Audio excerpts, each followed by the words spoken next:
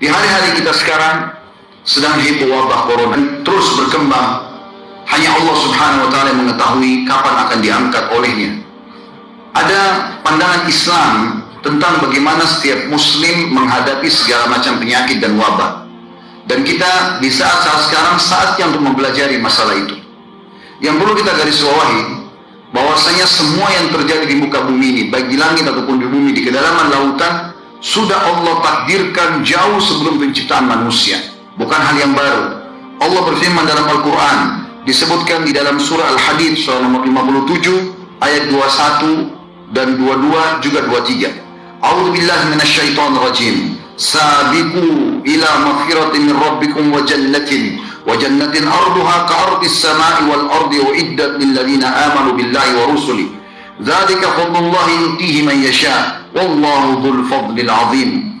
Bergegaslah kalian kepada pengampunan Tuhan kalian, taubatlah segera dari dosa-dosa kalian, dan kejarlah surga yang luasnya seluas langit dan bumi. Dijanjikan untuk orang-orang yang beriman kepada Allah dan Rasul-Rasulnya. Itulah karunia Allah yang sangat besar yang diberikan kepada siapa yang dia inginkan, dan Allah memiliki karunia yang sangat besar.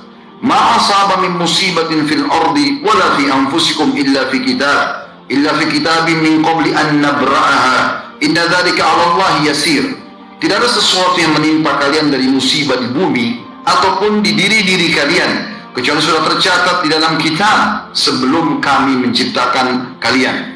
Dan itu sangat mudah bagi Allah. Ayat 22, ayat 23-nya, likai la ta'sau ala ma fatakum wa la tafrahu bima atakum wallahu la yuhibbu kulla mukhtalin fakhur. Semua itu yang terjadi kalian suka atau tidak suka, terutama dalam masalah musibah, agar kalian tidak terlalu bersedih terhadap apa yang telah luput dari kalian. Dengan adanya corona seperti ini, salah satu hikmah yang dalam Al-Quran disebutkan adalah membuat orang yang punya masalah-masalah itu menjadi kecil semuanya, karena adanya masalah yang lebih besar yang mereka sedang hadapi. Dan juga agar kalian tidak terlalu berlebihan bergembira sehingga melampaui batas terhadap apa yang dia berikan. Dan Allah tidak suka dengan orang-orang yang sombong. Dan yang sangat besar bagi orang beriman adalah bagaimana mereka meyakini tentang takdir Allah Subhanahu wa Ta'ala mampu melakukan apa saja. Bukankah Allah sudah tenggelamkan Fir'aun sebelumnya? Allah hancurkan Namrud, Fir'aun dengan air di Laut Merah, Namrud dengan seekor lalat, dan kaum Hud yang begitu kuat, kaum Ad dikenal, mereka tinggi besar, kekar-kekar, bahkan postur tubuhnya memiliki atau mendekati postur Adam alaihissalam, artinya 60 siku ke langit. Allah binasakan dengan tiupan ataupun angin, dan sekian banyak contoh-contoh dalam masalah ini. Dan bukankah Allah sudah turunkan banyak sekali virus sebelum corona ini, dan itu juga sudah terjadi. Ada DBD juga yang menyebabkan orang banyak meninggal dunia, ada HIV sebelumnya, dan ada yang lain-lainnya. Dan Allah Subhanahu wa Ta'ala menurunkan itu sebagai pelajaran agar manusia, orang-orang beriman tahu Allah mampu mengerjakan apa saja, tapi semua itu berputar sesuai dengan kemahaadilan Allah. Allah nggak mungkin menyusahkan hambanya, tapi ada hikmah-hikmah yang mungkin manusia belum bisa menjangkaunya, di mana Allah Subhanahu wa Ta'ala menjadikan itu terjadi. Sebagaimana yang kita sebutkan, di antara hikmah yang sangat besar pelajaran adalah bagaimana sekarang seluruh dunia peduli dengan kebersihan. Bayangkan teman-teman, kalau tidak terjadi corona ini, maka manusia main dalam jorok dan kotornya. Sekarang semua harus dibersihkan, tangan dibersihkan, meja makan, kursi, pegangan pintu, segala macam hal. Sebenarnya tanpa menunggu penyakit itu harus dijaga. Dan Allah menyebutkan Allah suka sekali dengan keindahan dan kebersihan. Dalam sebuah hadis kata Nabi SAW, Inna Allah jamil, yuhibbul jamal. Allah indah, bersih, sempurna, suka dengan semua itu. Kalau tidak ada terjadi ini secara massal, apakah seluruh dunia akan bisa peduli dengan kebersihan? Belum tentu tentunya. Maka ini termasuk salah satu hikmah dan pelajaran bagi orang kafir, ingatan kepada mereka. Dan subhanallah, munculnya corona justru di Cina yang umumnya orang-orang komunis dan ateis, tidak yakin ada Tuhan. Kenapa? Alasannya salah satunya mereka mengatakan karena Tuhan tidak kelihatan. Maka mereka selalu memandangkan, sampai di Indonesia pun orang-orang komunis mengatakan itu. Kalian orang Islam mengaku punya Tuhan, mana Tuhan? Saya mau lihat, tidak nampak. Maka karena dianggap tidak nampak, tidak ada Tuhan. Subhanallah, datangkan corona, virus yang mereka tidak bisa lihat, tapi mereka bisa rasakan. Dan terlalu banyak hal yang kita bisa rasakan setiap hari, tapi tidak nampak, tapi ada. Seperti rasa lapar, rasa kenyang, rasa senang, rasa sedih, marah, ya, dan segala macam ini bisa kita rasakan. Gejolaknya setiap saat, tapi tidak bisa nampak. Maka ini pelajaran besar bagi orang kafir. Dan subhanallah, kata ulama, Allah Subhanahu wa Ta'ala menjadikan di zaman kita sekarang Justru yang banyak mengadakan penelitian-penelitian baik ke bulan, ke luar angkasa, di bumi sampai masuk ke hutan-hutan, ke hewan-hewan, di lautan, ke dalam lautan itu justru orang-orang ateis. Walaupun ada di antara mereka statusnya di keluarganya atau di lingkungannya adalah orang Nasrani, ada Tuhan. Allah buat mereka justru yang melakukan penelitian dan akhirnya mengerucut kepada sebuah poin, oh pasti ada yang ciptakan. Tidak mungkin dengan keajaiban besar ini terjadi begitu saja. Jadi hikmah yang sangat besar yang bisa kita ambil. Itu poin pertama yang kita bisa ambil dari takdir Allah Subhanahu wa taala. Yang kedua, Islam mengajarkan kepada kita, ya, semua kita penganutnya, agar kembali kepada agama dalam panduan menghadapi masalah-masalah, di antaranya wabah dan penyakit-penyakit ini. Yang pertama adalah larangan Islam untuk mendatangi lokasi yang memang dasarnya ada wabah, apapun sifatnya wabah itu, termasuk seperti corona sekarang. Dan memang secara otomatis manusia sekarang sudah banyak khawatir. Mereka mungkin tidak safar lagi ke negara-negara yang ada corona, atau sebagian negara bahkan menutup negara-negara mereka untuk didatangi. Dan itu sebenarnya pandangan syariat seperti itu.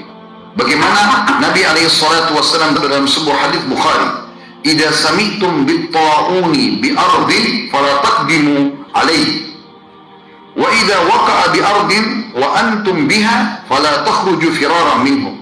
Kalau kalian dengarkan ta'un, wabah, ya, tersebar. Tentu ini ada yang mengatakan kusta, ada yang mengatakan pes, tapi intinya dia wabah. Kalau kalian dengar sebuah wabah tersebar di satu lokasi, jangan pernah kalian masuk ke lokasi itu. Dan kalau kalian sedang ada di dalam, maka jangan kalian keluar kena lari darinya. Pernah terjadi, kurang lebih terjadi tahun 17-18 Hijriah, di zaman kekuasaan Amir Mu'minin Umar bin Khattab radhiyallahu anhu, dikenal dengan Taun Amwas. Jadi wabah yang terkenal di wilayah Amwas, ya. Itu kurang lebih terjadi tahun Masehinya 639 Masehi. Waktu itu mati kurang lebih 20-25 ribu jiwa kena wabah ini. Dan mereka pada saat itu kebetulan kaum muslimin sedang menghadapi orang-orang Romawi. Umar bin Khattab keluar dengan pasukan besarnya untuk menghadapi Romawi, menaklukkan mereka agar bisa menerima Islam. Dan pada saat itu, pada saat Umar bin Khattab mau masuk ke dalam sebuah lokasi, ternyata di sana ada informasi yang sampai kepada beliau, ada wabah taun, ada wabah yang mematikan di dalamnya. Maka Umar bin Khattab menahan seluruh pasukannya, lalu bermusyawarah dengan sahabat-sahabat dari Muhajirin, dari Ansar, orang-orang yang dianggap senior. Kira-kira apa yang harus kita lakukan? Masukkah? Baru kita tawakal kepada Allah? Kena ya sudah, nggak kena ya sudah? Atau kita nggak masuk kalau kita dianggap lari dari takdirnya Allah? Kesimpulannya teman-teman sekalian, pada saat itu ada dua orang sahabat, Abu Ubaidah bin Jarrah radhiyallahu anhu, sahabat Nabi yang mulia, juga Mu'adz bin Jabal, berkata, "Wahai Amir Mu'minin, apakah Anda lari dari takdirnya Allah?" Udah masuk aja, tawakal. Lalu Umar bin Khattab menjawab, mengatakan, "Wahai Abu Ubaidah, kalau seandainya bukan kau yang ucapkan, artinya saya kok sampai ucapkan itu, sebenarnya kau harus berilmu." Lalu kata Umar, "Bagaimana kalau seandainya kau punya gembalaan, lalu ada dua buah lembah, satu lembahnya itu tidak ada tanamannya, yang satu ada tanamannya, kira-kira yang mana kau akan bawa gembalaanmu? Ke tanah tandus lalu kau katakan tawakal Allah, atau ke tanah yang ada tumbuh-tumbuhannya?" Lalu kata Umar, "Saya tidak akan masuk." Abu Ubaidah pun tetap ngotot, dia masuk, salaman sama Umar bin Khattab, akhirnya sama Mu'adz bin Jabal masuk dan terbunuh dengan wabah tersebut. Yang terjadi teman-teman sekalian, setelah masuk dua sahabat yang muda ini, ternyata ada sahabat Nabi yang namanya Abdurrahman bin Auf, orang sahabat-sahabat yang masyhur namanya, datang mengatakan, "Wahai Amir Mu'minin, saya punya berita dari Rasulullah Sallallahu Alaihi Wasallam, bahwasanya Nabi SAW bersabda, kalau wabah taun ada di sebuah lokasi, jangan kalian masuk, dan kalau kalian sudah di dalam, jangan kalian keluar." Maka kata Umar, "Segala puji bagi Allah yang telah memandu kami." Oleh karena itu, isolasi ini sangat positif. Artinya memang kita tidak masuk ke sana, atau orang tidak sembarangan masuk ke negara kita, bagiannya sangat positif. Sekarang banyak orang bertanya-tanya, kenapa Arab Saudi tidak izinkan umroh? Lalu kemudian sangka buruk, berpikir positif dulu. Saya dapat informasi di sana, Ka'bah itu kan selalu dipegang oleh orang. Dan corona ini dari tangan orang bisa pindah langsung, pegangan orang saja sudah bisa pindah. Maka kalau dibuka umroh, bukan cuma bahaya bagi penduduk Saudi sendiri, bagi kaum muslimin. Berapa juta orang yang tawaf setiap hari, berapa banyak orang yang tawaf setiap hari, dan berapa banyak tersebar seluruh dunia penyakit ini. Maka ditutup. Dan penutupan umroh haji bukan baru sekarang. Sudah dalam sejarah Islam beberapa kali terjadi umroh haji tertutup. Tapi hal-hal terjadi karena peperangan, ada karena peribut antara kekuasaan dan segala macam hal. Jadi ini bukan hal yang baru. Apalagi ini hanya sementara waktu saja, demi maslahat semuanya. Dan ini ada dalam syariat kita. Oleh karena teman-teman yang tidak punya ilmu, jangan banyak berbicara, akhirnya mendapatkan dosa. Apalagi bahasanya, kenapa pemerintah Saudi Berarti satu Saudi disalahkan. Berapa banyak orang yang Anda harus minta maaf dengan masalah ini? Kenapa pemerintah ini larang? Pemerintah itu yang dibahas. Berapa banyak dosa yang kita bisa dapatkan? Kalau Anda punya masalah sama seseorang, kerucut ke orang itu saja. Misal suami istri ribut, kemudian suami misalnya marah sampai sana, dia mengatakan, kamu memang ini tidak dididik oleh kedua orang tuamu. Tadi dia cuma masalah sama istrinya, sekarang masalah sama kedua mertuanya. Jadi 3 dosa dia, 3 musuh dia. Apalagi kalau dia bilang, memang keluargamu begitu. Satu keluarga, kalau keluarga 30 orang, punya 30 orang masalah. Kalau dia bilang, memang negaramu begitu, sukumu begitu, mungkin 300 orang sukunya, memang negaramu begitu. Berarti kalau ke Indonesia 200 juta, dia harus minta maaf dengan sekian ratus juta orang. Maka harus hati-hati dengan lisan, apalagi kalau tidak punya ilmu. Ini berbahaya. Maka dalam kondisi fitnah seperti ini, kita tidak berbicara kecuali dengan ilmu yang benar. Sudah ada betul-betul penelitian, baru kita berbicara. Itu pun kalau ada manfaatnya, kita berbicara. Kalau tidak, maka diam adalah emas. Juga dikatakan Ibnu Hajar rahimahullah tentang masalah ini. Beliau wafat tahun 852 Hijriah, menjelaskan kalau larangan mendatangi tempat penyakit itu karena dikhawatirkan ke siapapun yang masuk wilayah itu, dan larangan orang yang berada di wilayah tersebut keluar agar orang lain tidak terjangkit penyakit taun. Dan bukti bahwasanya ada penyakit yang menyebar, yang menular, kalau ada sebabnya tentunya. Misalnya kita sengaja interaksi dengan orang-orang yang kena penyakit menular, maka ini ada dalilnya. Kata Nabi SAW, la tadimun nadara ila majzumin. Jangan kalian terlalu banyak interaksi ataupun menatap orang yang kena wabah, kusta atau yang lainnya. Berarti memang ada sifat menular. Walaupun ada sabda Nabi SAW mengatakan la adwa, tidak ada penyakit menular, tapi maknanya la adwa tanpa sebab, bila sebab, harus ada sebabnya. Orang jelas-jelas flu, dia habis pegang ingusnya, mohon maaf, lalu salaman sama Anda bilang nggak apa-apa, nggak keluar, lalu ingusnya kita gosok di hidung kita, nolak masalah. Kalau ada sebabnya, maka pasti akan ada akibat, seperti itulah. Kemudian juga, kalau terjadi bagi orang-orang beriman, misal kalau sampai ada yang kena pun, dan kita berharap tentu karena ini adalah wabah yang Allah datangkan sebagai hukuman, gitu kan? Jelas ini adalah hukuman, karena Umar bin Khattab berkata radhiyallahu anhu, tidak mungkin wabah itu kalau misalnya wabah, bahasa Arabnya wabah, tidak mungkin wabah datang turun dari langit, Allah jadikan sebagai sebuah bencana di muka bumi kecuali karena dosa yang sedang terjadi, dan tidak akan pernah diangkat kecuali dengan taubat. Jadi kita sebagai orang beriman tahu, yakinlah teman-teman, kalau Anda orang beriman kepada Allah Subhanahu wa taala, mengikuti panduan syariat Allah, syariat Anda, syariat Islam, dan Anda juga terapkan apa yang diperintahkan agar bisa selamat dari wabah, dari penyakit sebagaimana yang kita sebutkan sebentar lagi insyaallah, maka Anda akan aman, tidak perlu khawatir. Saya ingatkan juga, jangan terlalu dibesar-besarkan, seakan-akan harus sembako dipenuhi di rumah, tidak akan boleh salaman sama sembarangan orang.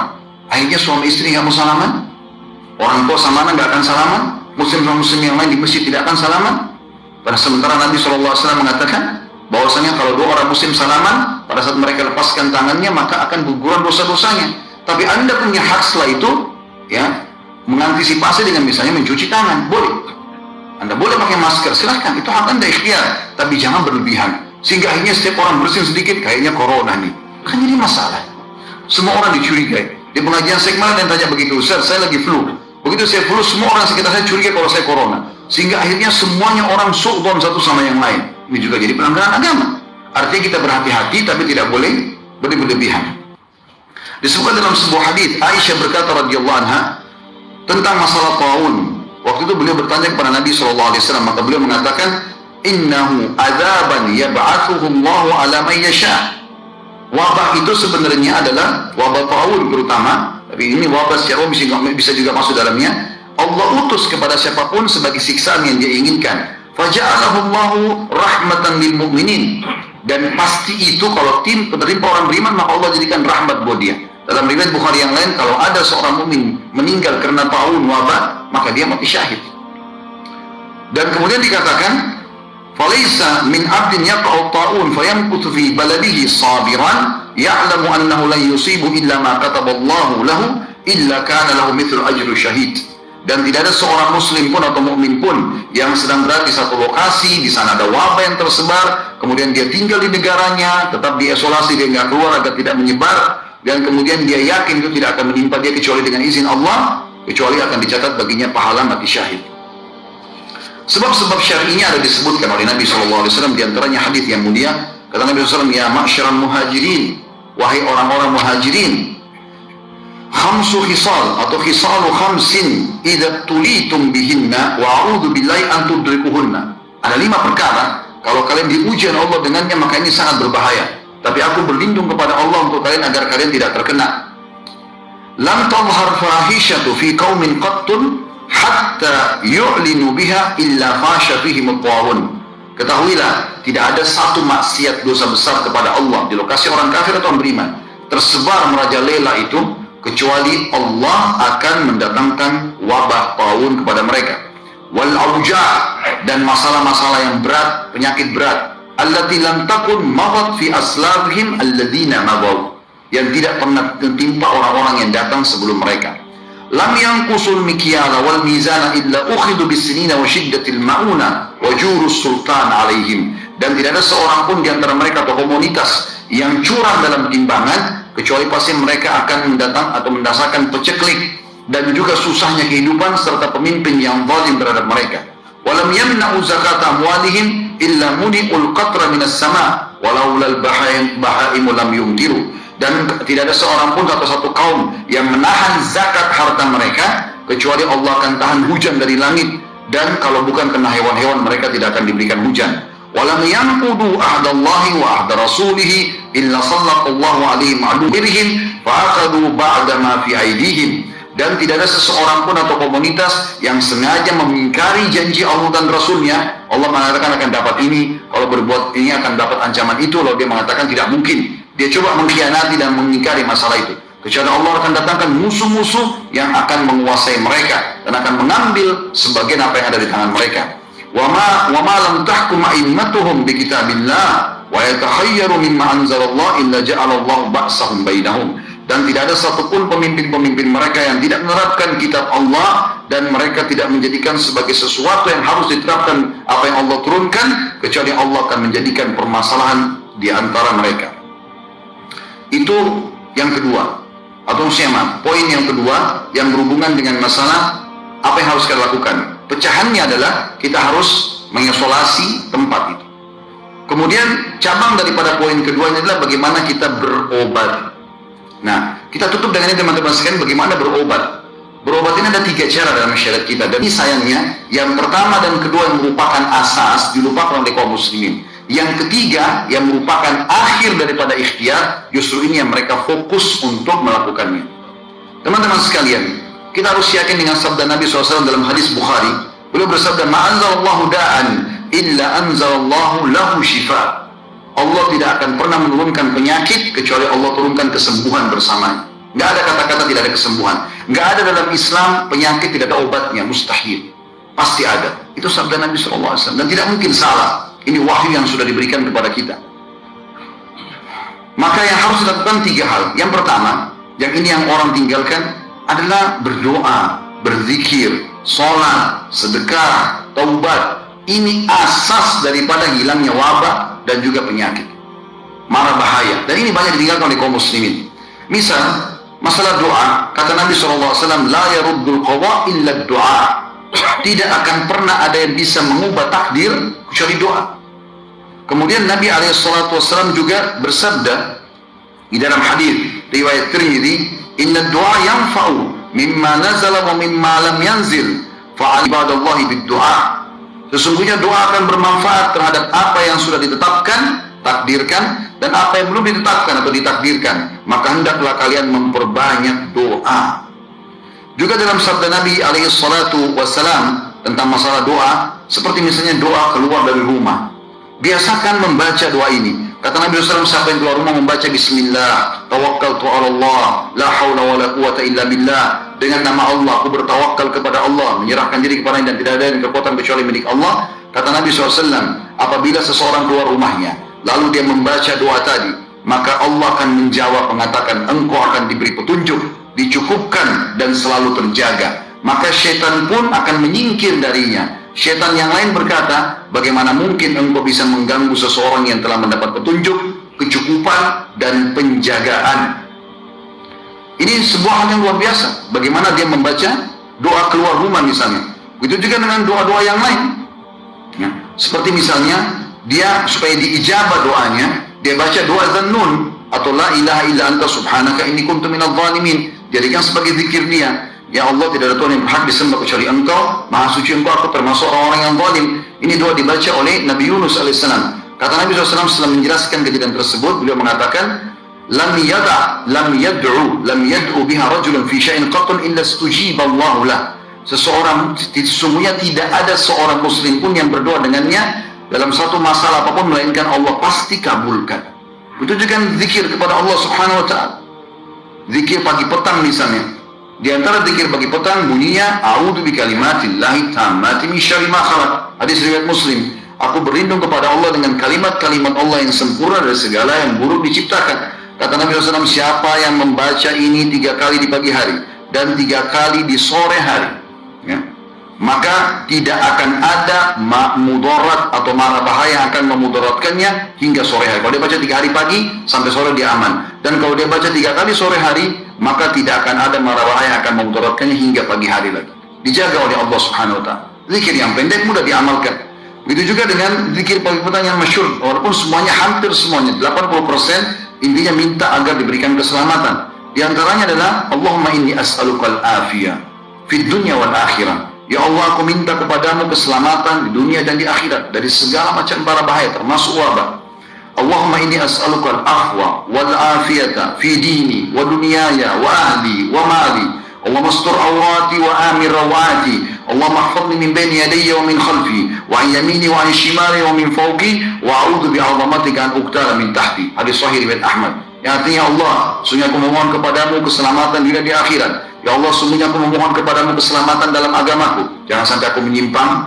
Kemudian juga keselamatan di duniaku, keselamatan di keluargaku, keselamatan di hartaku. Ya Allah, tutupilah aurat-auratku, maksudnya kekurangan-kekuranganku, dan tentramkanlah hatiku dari rasa takut. Ya Allah, peliharalah aku dari mukaku, dari belakangku, dari kananku, dari kiriku, dan dari atasku, dan aku berlindung dengan kemahabesaranmu agar aku tidak tergelincir ataupun kena gempa dari bawahku. Ini diantaranya saja, dan cukup banyak zikir-zikir, ya. Di dalam hadis yang lain, ada seorang sahabat pernah datang kepada Nabi SAW lalu mengatakan, ya Rasul, di pagi hari tadi malam saya disengat oleh kalajengking, berbisa, ini sekarang bengkak semuanya, membiru kakinya.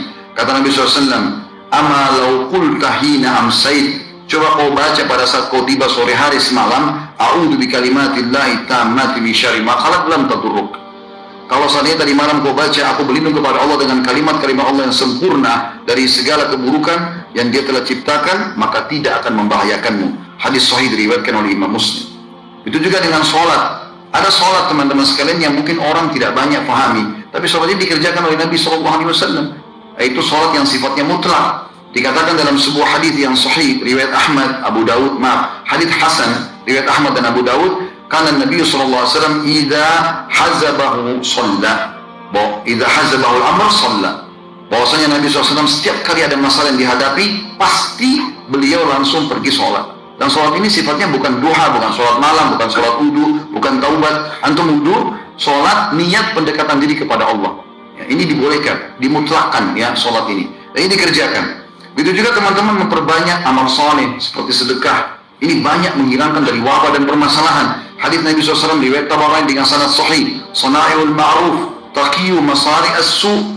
Sesungguhnya semua perbuatan kebaikan, ketakwaan kepada Allah akan menjauhkan dari segala macam masalah berat atau yang buruk atau kejahatan. Wa sadaqatus sir tudfi'u ghadabur rabb, dan sedekah secara sembunyi-sembunyi akan meredam murkanya Allah. Wasilatur rahim tazidu fil umur, dan melanjutkan hubungan silaturahim akan menambah panjangnya umur. Di dalam hadis yang lain kata Nabi SAW, inna sadaqata la tudfi'u ghadabar rabb wa tadfa'u an mitati su. Ketahuilah bahwasanya sesungguhnya sedekah itu akan meredam murkahnya Allah. Jadi kalau Allah marah dengan menurunkan wabah dan segala macam hal, Allah bisa angkat murkahnya itu dengan sedekah kita.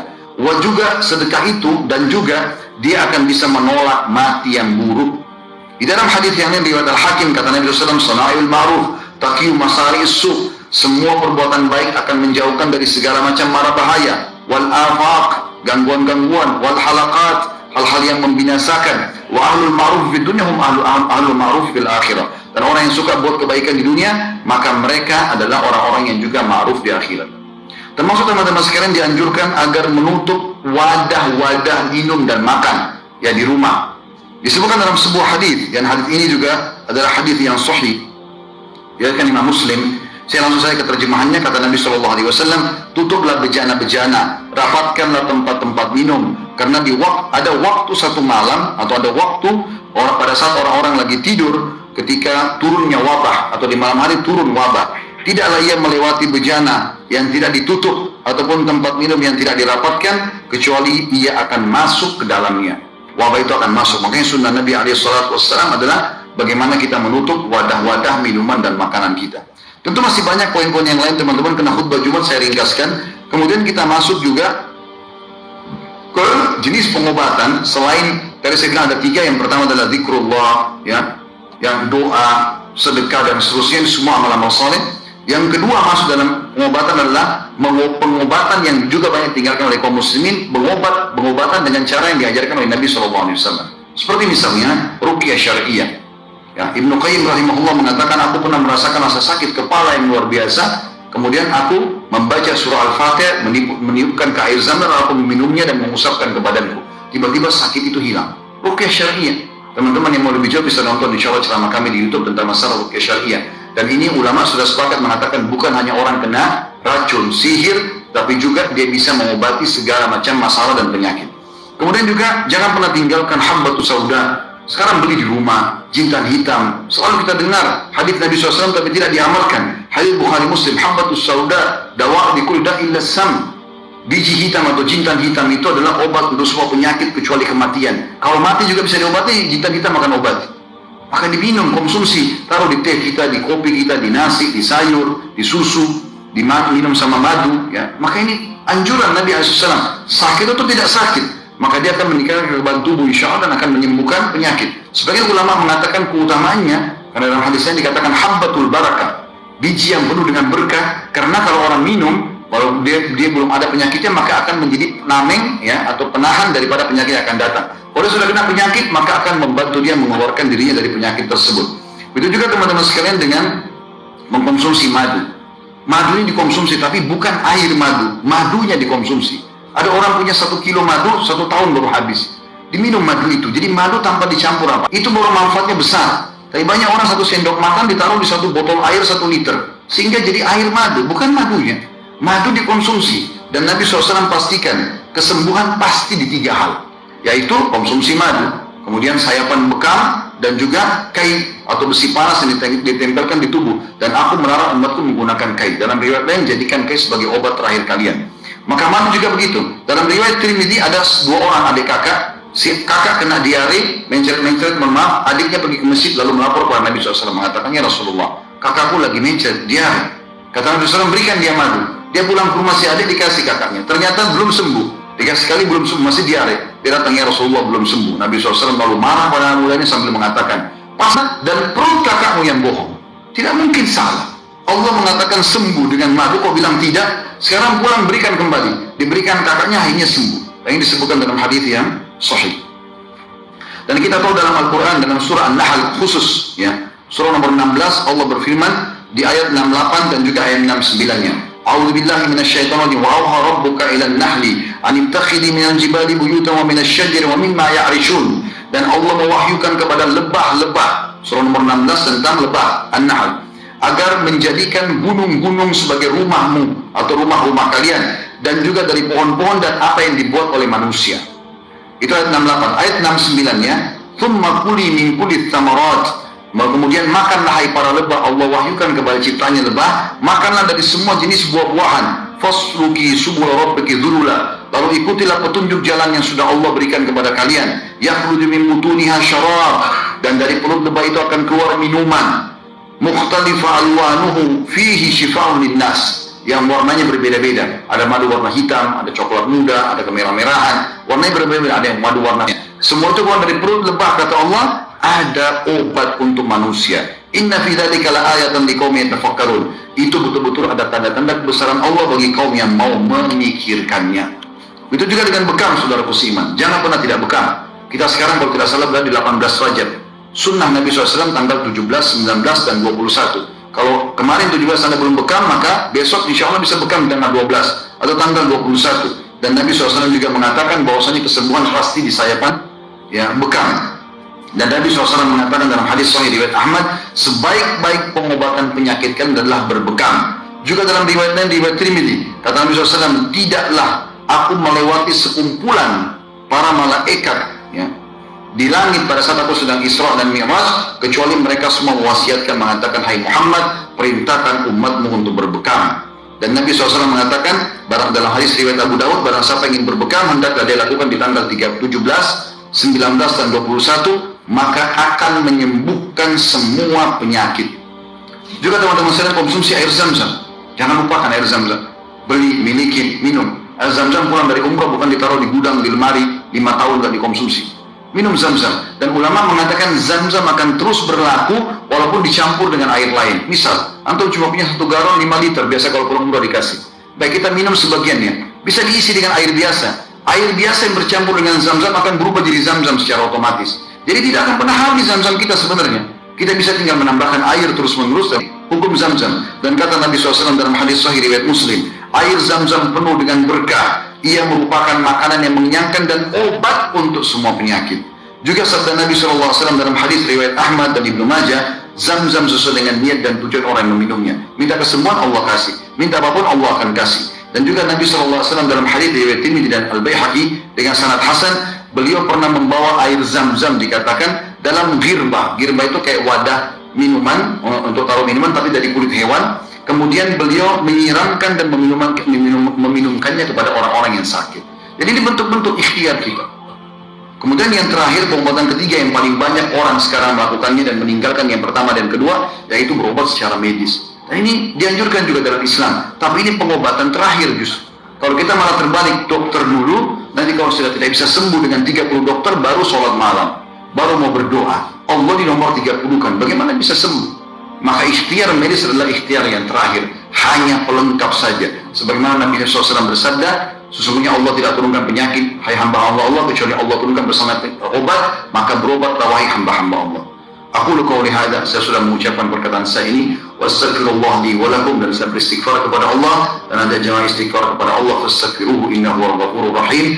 Beristighfarlah kepadanya karena Dia Maha menerima taubat hamba-hamba dan juga Maha penyayang.